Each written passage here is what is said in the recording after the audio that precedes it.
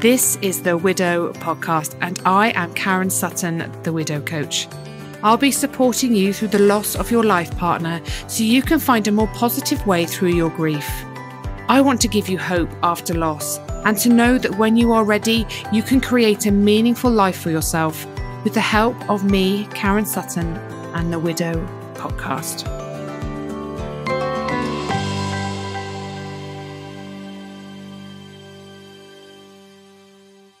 Hello and welcome back to another episode of the Widow Podcast. Today I have got the lovely Rosie Freeland with me. Rosie has set up the Widowhood Podcast with her friend Helen. I don't know Helen's surname. What's Helen's surname? Helen Rowell. Helen Rowell. And you've done season 1, haven't you? Which I know has been a huge hit and has been absolutely amazing. A very funny, raw, crazy take on everything widowhood, which is absolutely brilliant. You've had some great guests on. But now, Rosie, you are here with me today. So thank you for coming. Thank you for coming on and saying hello to us. Thank you for having me. I'm in the firing line now. Now I get to see what it's like on the other side. That's it. All the questions fired at you. Oh, yeah. And you haven't got Helen there either to hide behind. I have not. But at least there won't be, I'm not quite as obscene as Helen, so it'll be a bit cleaner than it would be if she was here. I know. We'll get into it because your podcasts are hilarious. You're both obsessed with bottom noises and farts and poos and oh God, I'm not sure that's what I want to be synonymous with. There's a lot more to it. There's a lot more to it. But it is funny. Anyway, welcome. So should we start at the beginning, Rosie, sort of how you ended up in this club that nobody wants to be in?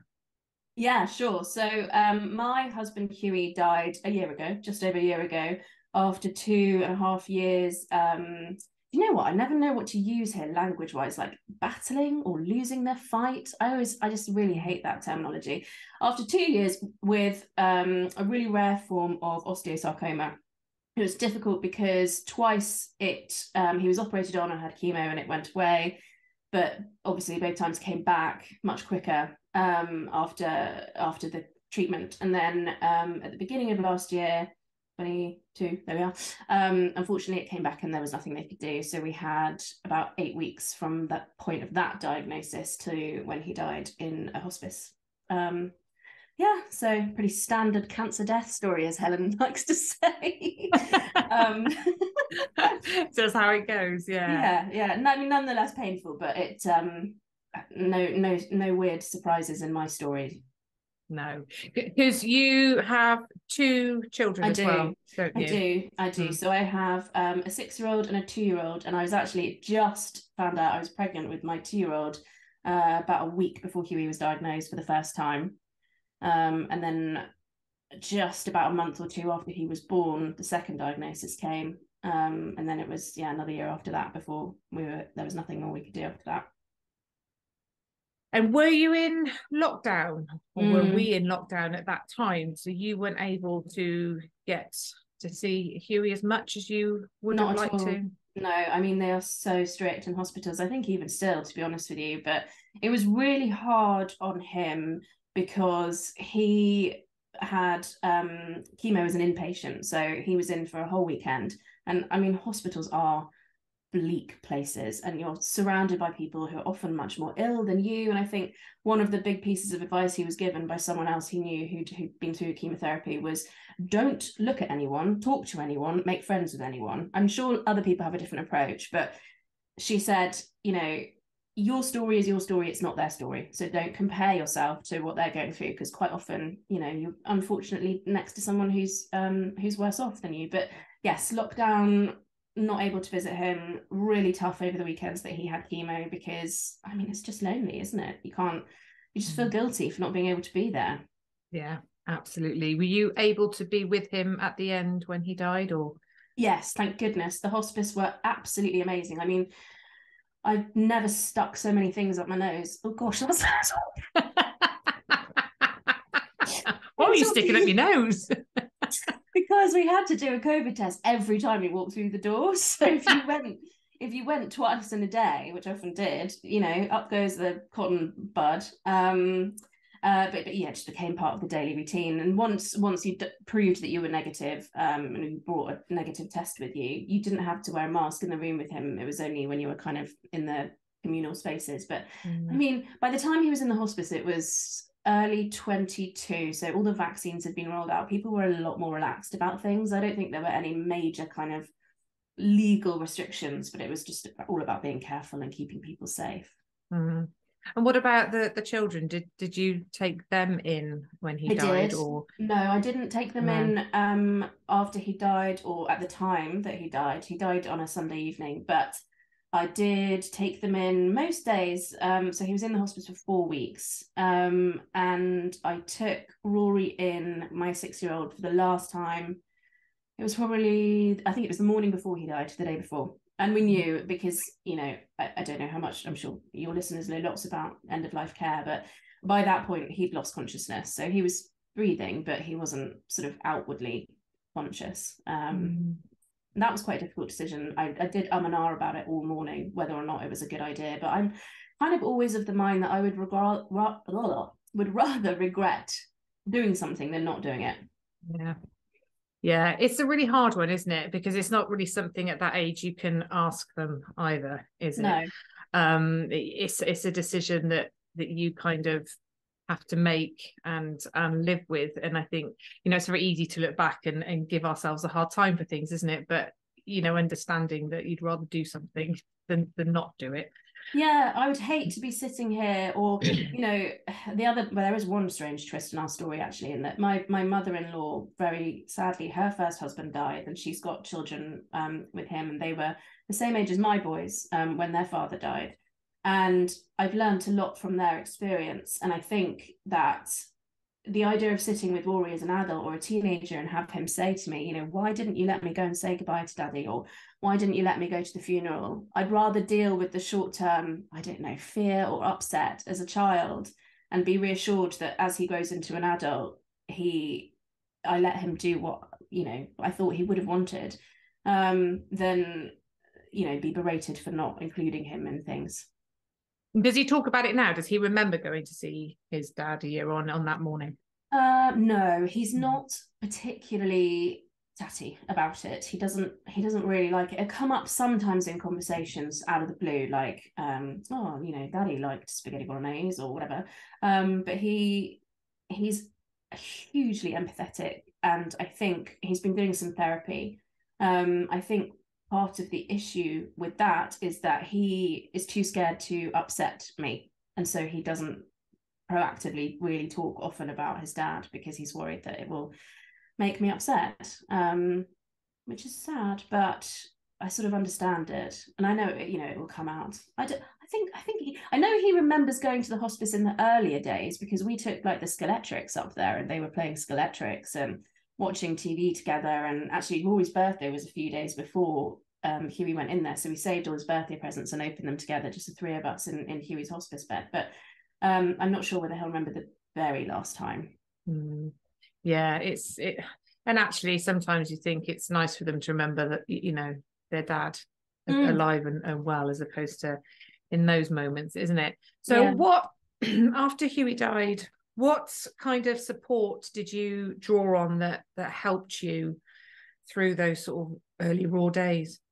You mean emotionally or physically? Or anything, any kind of support?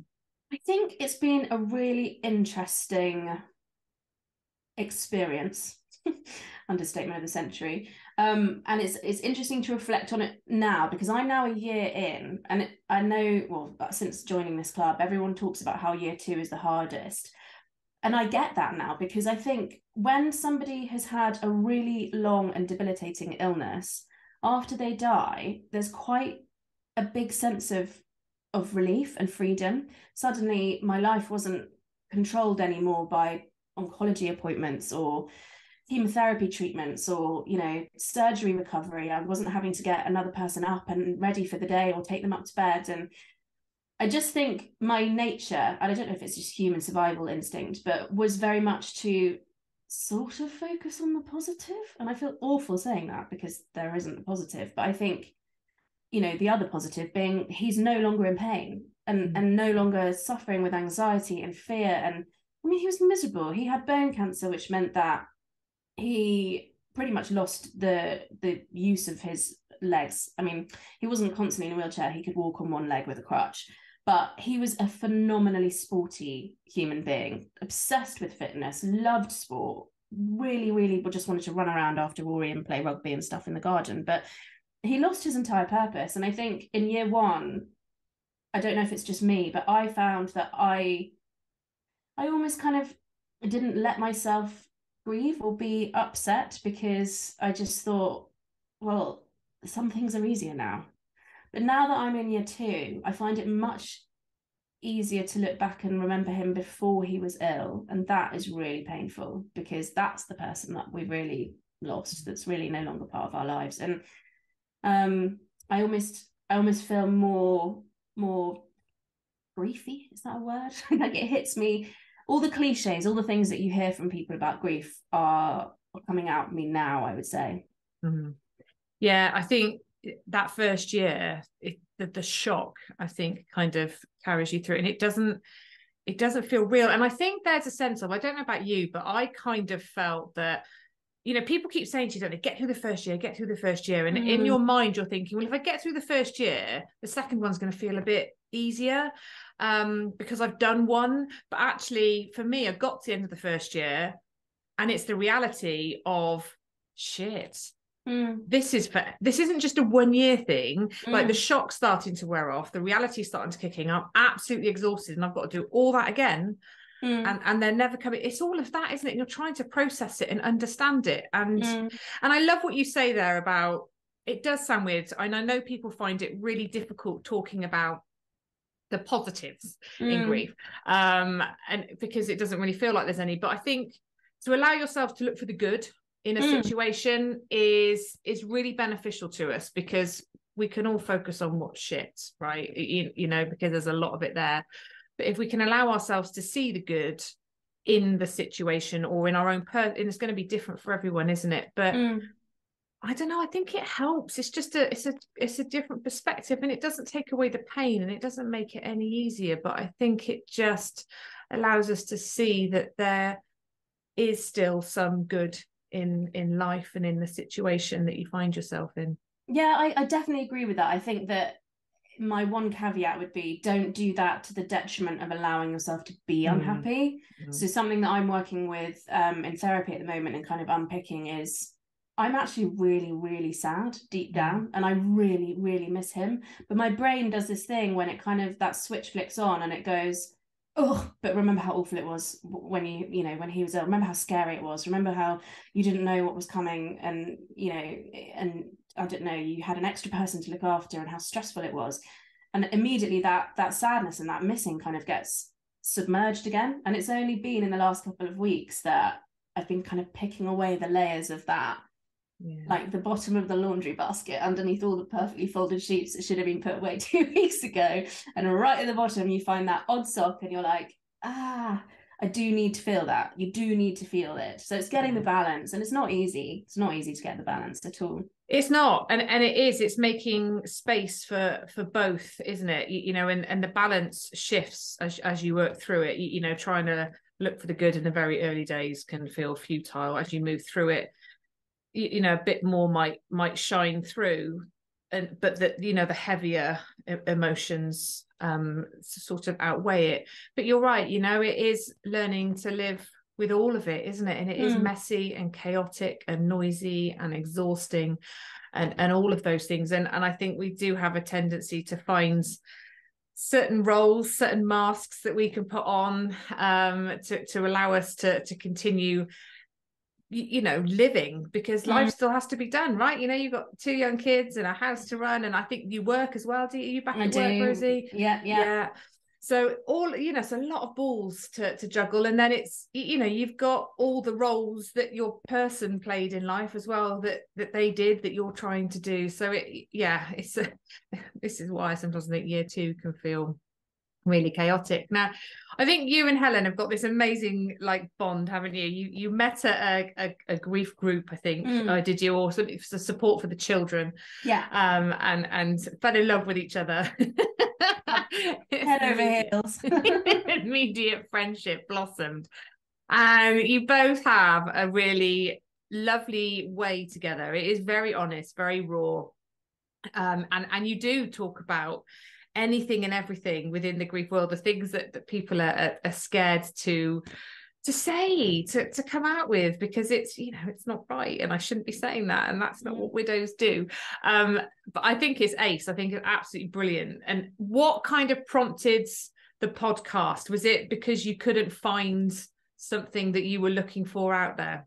Absolutely. I mean, I had not, until I went into the room where I met Helen, this sort of charity that she set up for bereaved children. Suddenly, every single adult in that room had been through what I'd been through, one way or another. And people were asking really open questions like, have you taken your wedding ring off yet? Or have you had sex yet? Or, you know, did they miss, you know, do you miss them? And I did remember talking to one woman particularly. I hope if this is a bit too much, you can edit it out. We were having a discussion about whether or not we went to see our husbands in the funeral home. And the first thing she said was that she did. And because I don't know if this is right, but I think they prop their head up with a pillow. And when you do that, obviously, it's like when you open your phone and it's accidentally in selfie mode. You've got about 8 chins. And she said that, and I was like, oh my God, yes. That was like my first thought when I went in there. Like, you would not like that angle, babe, because you've got lots of chins, and it's just, it's real. And people have these thoughts, but they just think that they can't talk about it because it doesn't fit in with the standard weeping all the time, you know, respectful. None of us want to disrespect our partners, but sorry, I'm off on a tangent. I always do this. You have to whip me back in, I'm afraid. Anyway, Helen and I got chatting, and we then swapped numbers, and we had about a week with hours worth of WhatsApp voice notes, swapping ridiculous stories and really heartfelt ones as well. It isn't all about the smut. We do often kind of contact each other when we're having a really bad day. But I think we both sort of said we weren't hearing this said anywhere publicly, and yet in these little corners, these little pockets, people were hiding the fact that they were on dating apps, or, you know, just unable to talk about resentment that they felt towards their partner, or, you know, I don't know, just things that are human nature but aren't readily kind of available in a public forum. And we just said, look, fuck it, let's give it a go. We think we're quite funny. I'm not nearly as funny as Helen.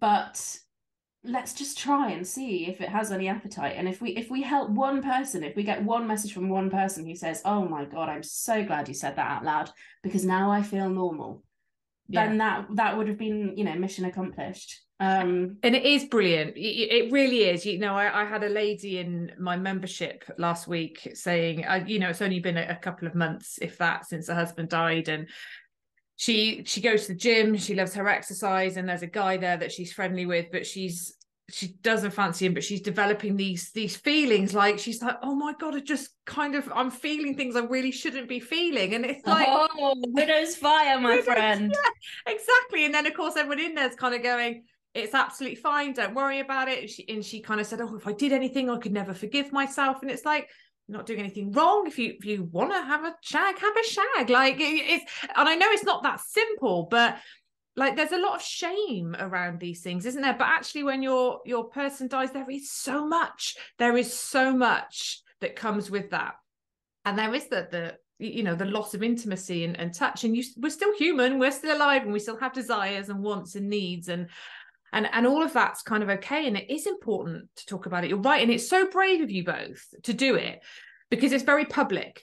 You know, I speak very openly in my kind of groups and my forums, and I am very open, and I don't particularly hide anything, but I'm also aware that maybe, you know, friends, family, in-laws, all that kind of stuff are listening, and do you know what I mean? So I think it's so brave and so courageous of you both to do that and put it out there. Do you worry about what people think or what family think, or have you just kind of gone, this is what I'm doing, this is my truth? I worry about it to an extent, but the purpose and the benefits that I get from it outweigh the worry. And like, if you don't like it, don't listen to it. Yeah. Or if you listen to it and something's upset you, come and talk to me about it and we'll work it out. Like, everything we say is truth. I know there was an episode where we talked about the support that we did or didn't get from friends and family, and there were a few people that I just sent a message to before and said, look, I'm not talking about you. And then the dating episode where I talked about this person that I had a very brief I don't know what you'd call it, Bling. dalliance. That's very posh.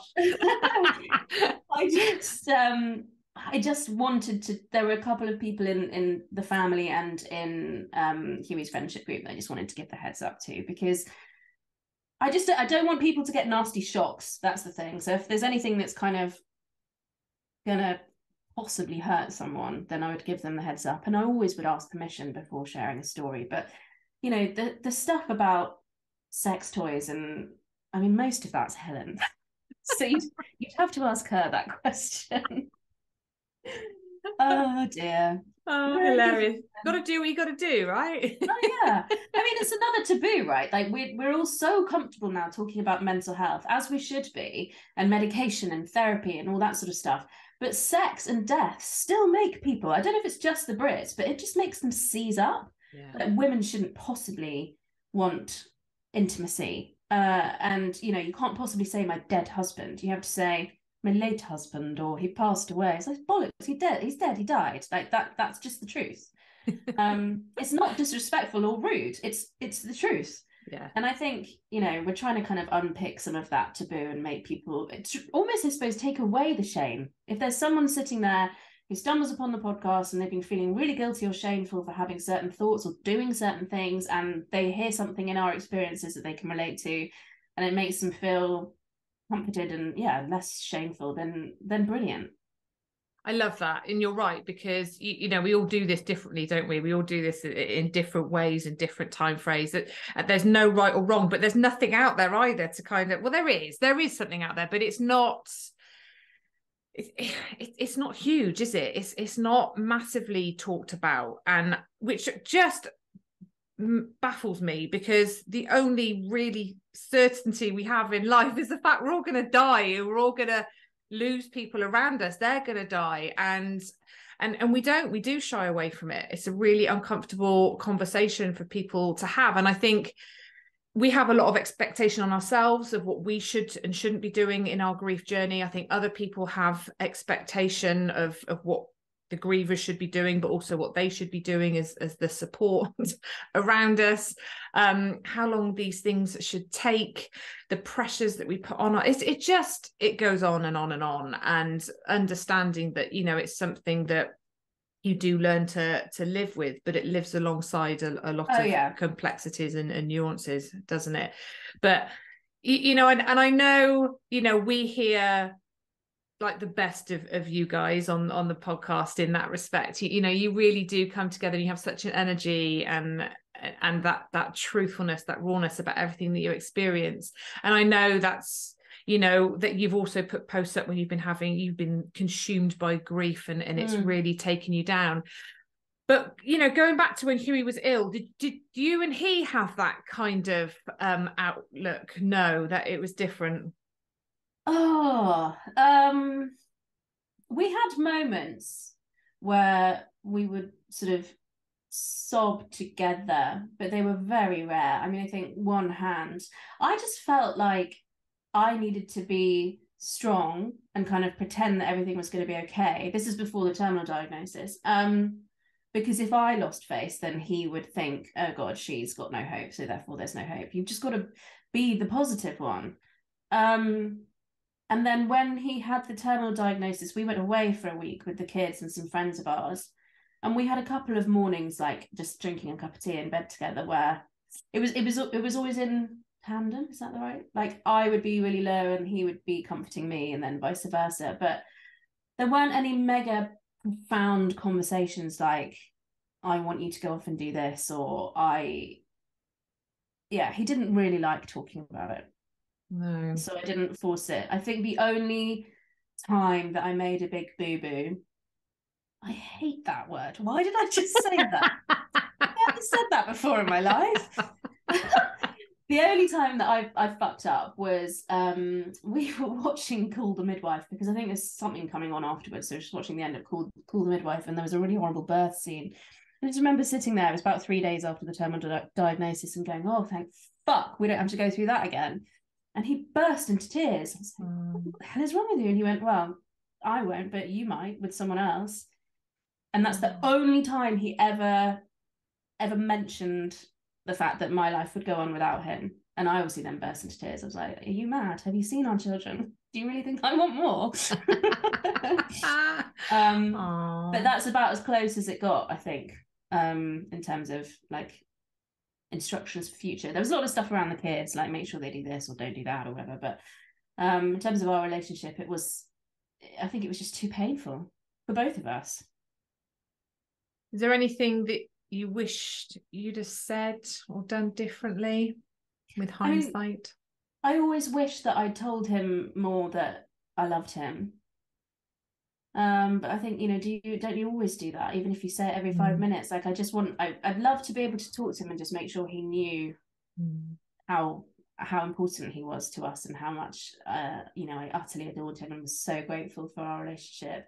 Because the problem is with illness, particularly before it gets to that terminal stage, is you get ratty with each other. And I remember the days when I just used to kind of like slightly lose my temper or be short-tempered with him and ratty, and I just feel so bad now for that. And I think that's very common, but it's more I wish I hadn't been like that. I wish I'd been a more natural nurse. I think some people are just so brilliant at that, and others just don't have it in them, and it's just not. I am not one of those amazing bedside manner nurses. I couldn't do it. I don't know how they do it. I think they are the most incredible people in the world, nurses and doctors. But I don't think there's anything that I wish I had said particularly. No, I get it. I think you're right. I think, whatever the circumstances, we could probably all look back and wish we said more, done more, because there's never enough time, there's never enough words, and I think you're never ready to really say goodbye, because it always feels like you want more, don't you? You just it's kind of natural. You don't want them to go, but I think I didn't, sorry to interrupt, I didn't want it to be, and I don't think he did either, like weepy expressing undying love for each other. We wanted to have fun. And because he'd been so anxious and uptight, sounds really negative, but understandably anxious and just kind of completely disappeared from who he was through the illness, I think when they told us that he was going to die from it, there was a sense in him that, well, there's nothing left to be afraid of now. Like, I know it's going to kill me. Whereas these last 2 years, I've been constantly looking over my shoulder, wondering if it's coming back. And as soon as he went into hospice, he came back to the person that he was before. I mean, obviously not physically, stuck in a hospice bed, but he was laughing, he was relaxed. We had a date night where this Michelin star restaurant, Michelin star fancy pants restaurant in the town where we live, let us have a takeaway, which they don't normally do. And I took it up and we sat together in the hospice room as a surprise. It was like a date night. And we just listened to all of our favourite music, and we laughed, and he danced and he sang. I put a post up on my Instagram of him. And I wanted that. I wanted more of that. I didn't want the lovey-dovey vows stuff.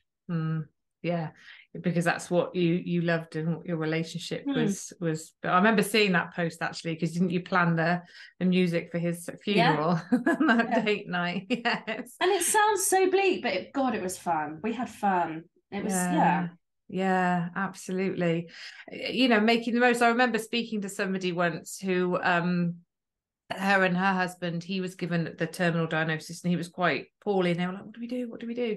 They decided to throw a massive party. They just had this massive party, got everyone around, got absolutely hammered, had fun, and you know, and it wasn't long after, I think he kind of died. But it was that they didn't want it to be all serious and doom and gloom. It was, and it's things like that, isn't it? It's kind of anything goes, everything's okay, like go with what feels good and right for you in those moments, rather than thinking what should I be doing and how should this pan out, because that never really gives us the answers we want. I think, you know, people feel like, I think the media, you know, and by the media I mean kind of like BBC dramas as well, I don't mean just newspapers and stuff, but they play a part in forming what we think we should do when it comes to death and being a widow. And I think that's really shit, because it's just not the way it is. And then people feel like if they're not sitting by someone's bedside and declaring their undying love and weeping, that they've missed out and that they should have done that. But the reality is, Huey absolutely loved watching Cheers and Frasier, God knows why. And he would watch them with his brother. One of his brothers went and basically moved into the hospice with him. And they had this table which was absolutely full of snacks. I've never seen, we had like hundreds of sweets and chocolates and biscuits and all this crap. And they just sat there scoffing their faces and watching shit TV and laughing. And that's just great, because it's just normal. Like if it were me, I would want to feel like I was just living my best normal life. And that's fine. I think absolutely, it's probably, you know, just craving a bit of normality, isn't it? Just that things that you would do day to day, rather than it all be about death and dying and what's going to happen afterwards. You can't sit and live in that, can you? That's like, what's been the most surprising thing to you, like so far in your grief, that's you kind of thought, okay, I didn't think that, I didn't realize that? Oh gosh, that is a really interesting question. How hard being a solo parent is. Because I didn't even think about that. I just thought, I'm not going to have the love of my life with me. My kids are not going to have their father. I didn't really think about the impact that would have on my identity as a mother, and therefore my relationship with my children. Because it's fucking shit. Like, it is shit. And they're beautiful, perfect, amazing children. And I am so grateful to have them. But there are times where I just think, oh, I can't do this. How do I do this? It's like packing the car to go away for the weekend, or, you know, changing another shitty nappy, like the fourth one in the day, like where you used to be able to share that. And I said something the other day, I think it was on our social media, about bank holidays. Bank holidays are fucking shit if you're a single parent, a solo parent, whatever you want to use, because it's another day that you have to entertain your children. And small children are amazing, but they're also bloody hard work. And you also got that added layer of like the constant guilt, like, shit, are they watching too much TV? But I have to put the TV on because I have to fold the washing. And if they're not distracted by the TV, then they will just come over to the laundry basket and open it all up again. And that's just a job completely wasted. I think that's definitely been something. I just didn't even think about it. I didn't even think about it when he was dying, about the fact that I'm going to be like the practicalities of being a single parent. And has it changed the way you parent? Do you feel like you have to be both mum and dad now? Yes, I'm really into football now. Honest. I mean, I have to pay more of an interest in it, which is fine. Does it change? The thing I find most difficult is that when there are two of you, one gets to play good cop and one gets to play bad cop. So when one's telling off, the other one can, you know, be a bit more softly, or if you're a bit grumpy, then the other one tends to be in a better mood. But when you're on your own, I just end up feeling like I'm constantly being a dick to them, like constantly being a bitch, shouting at them, telling them off, because I don't get the respite of the other person saying, you know, why don't I distract them with a bike ride or whatever. You just... I think it's difficult with the ages that they are, but I do think that it will change and get easier as they get older, definitely. And I'm so glad that they, you know, are in existence, because we speak to lots of widows, I'm sure you do too, who are not only grieving their partner, but they're grieving the children that they were never able to have with them because they were, I don't know, not quite at that stage in their life together. And yeah, but it definitely presents its own challenges. It does. A good cop, bad cop thing. I always remember my kids always, and every now and then it still comes up, but they used to say it a lot more in the early days. Like, you used to be the nice one, and Daddy was the mean one, and now you're mean. Why are you mean? You used to be nice. You used to be. It's like, oh, I'm not, but like I did used to be like, yeah, like, you know, he would send them to their room and not without their dinner, and I'd sneak up some food type thing. Well, like, oh, I can't do both of those things now, can I? When you're being an arse, I've got to tell you off. Like, that's kind of how it goes. I got hit with the ultimate hot, like, oh shit, from my son the other day when he told me that why can't I be as fun as Bluey's dad? You know Bluey? Your girl's probably a bit too old to watch Bluey. A bit old for that, yeah. Okay, so it's like an amazing Australian cartoon of this family of blue dogs, and the dad is just like, I mean, they are so great, but it's so fictional. Do watch it; it's good for adults too. And he is like, he's the most fun person ever, and I just thought, fuck, I'm never going to be Bluey's dad, and I want to be the fun one that does all the crazy stuff, but. You know, you get to the end of the day, sometimes I've got nothing left to give to anyone, to myself. You know, I've got a job to hold down. I've got, you know, bills to pay. I've got a house to try and keep on top of. I mean, I am very lucky. I've got, you know, amazing family and friends and really like incredible childcare support. So I can't even begin to imagine what it must be like for people who are completely isolated from their families due to, I don't know, where they live, or if they just don't have good relationships with them. But it is just, it's all consuming. It changes your day to day by the minute. And I think that family and friends of the person who's died don't often understand that, like the bigger impact. Absolutely. It's really hard, I think, for people to understand the bigger impact, isn't it? I think it's often hard for us to even explain it and how it feels for us. Because again, a lot of the time you're exhausted and sometimes you just can't find the words. And even when you can, getting somebody to really understand the depth of it is really tricky. What kind of helps you now where you are in your grieving journey, and how do you kind of see year 2 panning out in terms of how you're going to support yourself through it? I write letters to him. Love so it. I write a journal, and it's all on my computer, so that I can just literally tap. I don't have to worry about any spelling mistakes. I've never read it back yet, but I do write, you know, hey Dal, because that's what we always used to say to each other. And sometimes it's just reflecting on stuff that I've done during the day. Sometimes it's really painful and it talks about, you know, my emotions, and other times it's like reflecting on a happy memory, because I think when you're in a really dark place, if you write it down 2 days later when you're still feeling a bit low, you look back at it and you go, oh, I'm not as bad as I was then. Or if you're in a really dark place or you're feeling guilty or whatever, you look back at one of the happy things that you've remembered, and it boosts you again. So that has become part of my, not every day, but every couple of days. And I am doing therapy, which is really helpful. I don't know if it's something I'll be doing forever, but at the moment it helps. And I've got a group of friends that I have made since Huey died, who are brilliant because they allow me to be someone that is not that woman whose husband died of cancer.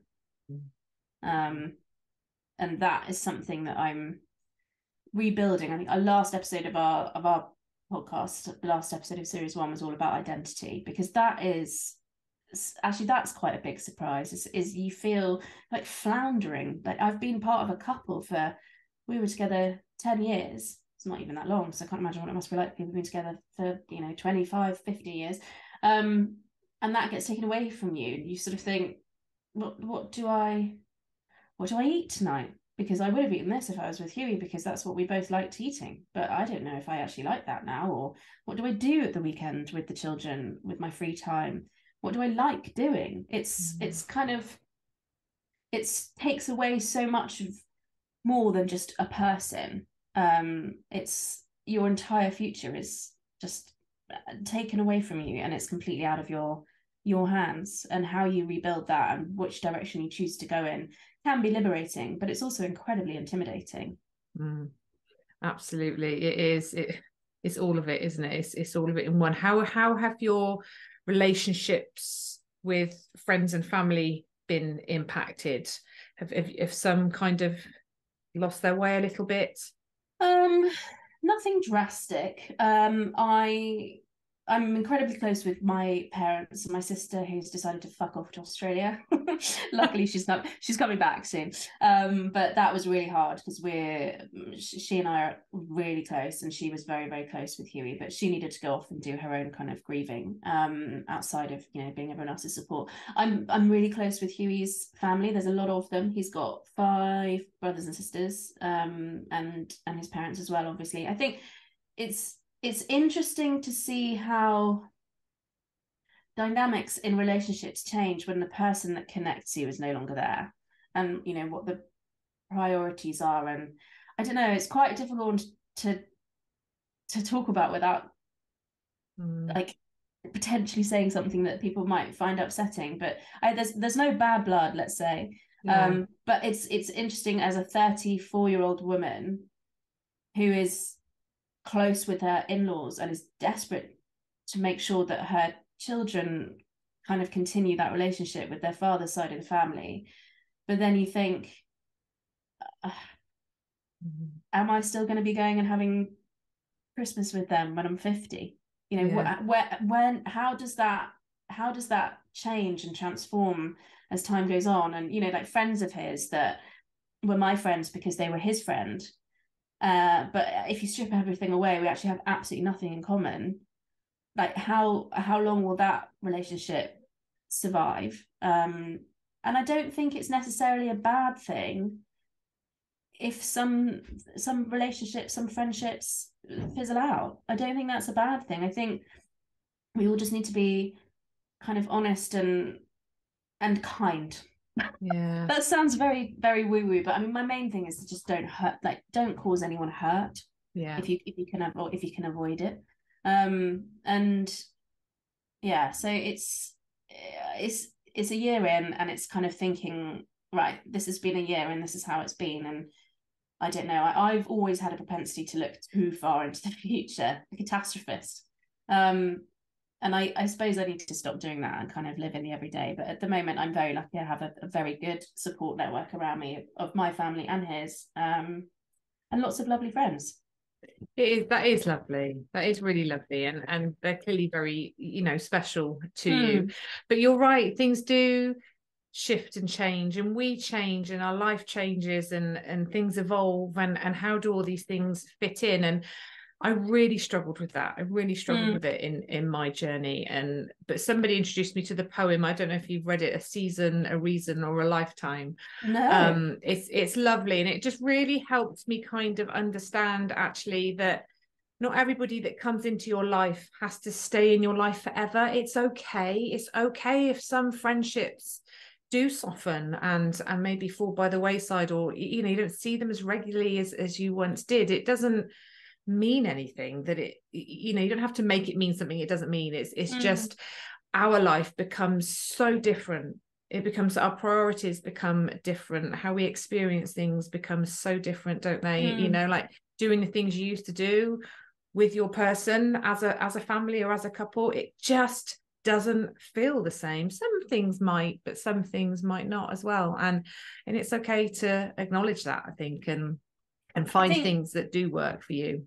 It's places as well. Like, I have a real issue with places. Like, I find it very difficult going to stay with my in-laws. I mean, there's nothing that they do or say that makes me feel uncomfortable. But, you know, I have the same thing with Devon. We used to go down to Devon a lot. We met there and we got married there, actually. And I think if I'm in a place or with certain people that he would always have been, or I wouldn't be there if it wasn't for him, I just notice his absence more. Whereas if I'm with kind of my new friends, or friends that I would have been with, you know, even if I'd never met him, it's not so raw. And I think it's learning to kind of balance the leaning into that and working out how to how to reconnect with the place or the person, but also being wary of, you know, respecting your grief, I guess. You know, I think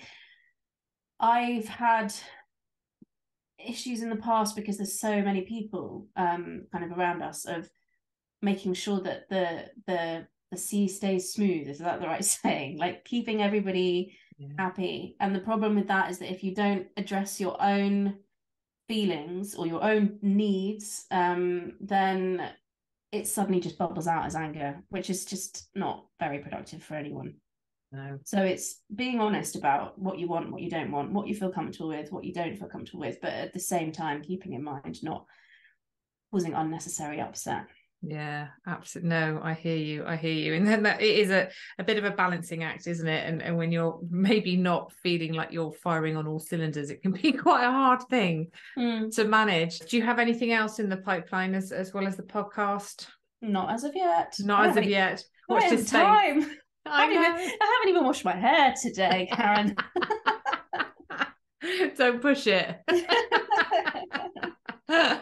I think it's brilliant, and I think, you know, that the podcast will continue to shine. Thank you. For you. It will. You know, you've given people so much, and you'll find a way. Do you have a sort of idea of when it will be coming out again, or are you just seeing what you can do? I think so. I will probably spend the next months going into planning mode and figuring out kind of topics and themes, because that's the way that's the way we chose to set it up, and I'd like to continue it like that, in that, you know, it's not just it needs to have structure in terms of themes, and I will plan those themes. I've got a few guests who I've kind of warmed up, so scheduling those in, and then it'll be dependent on their availability, I guess. You know, if no one's able to talk to me till September, it will be September, October. If they all want to do it in the next couple of weeks, and maybe it'll only be a month off, I don't know, but it will come back, definitely. It just might be a bit different.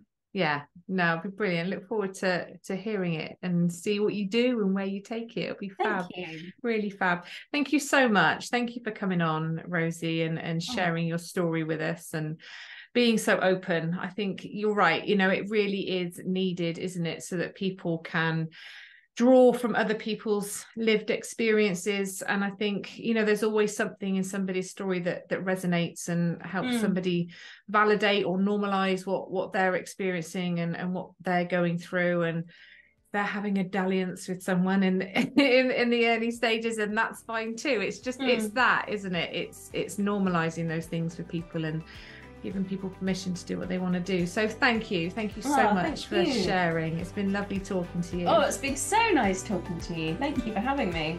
Thanks, Rosie. Thank you so much for listening to the Widow Podcast with me, Karen Sutton.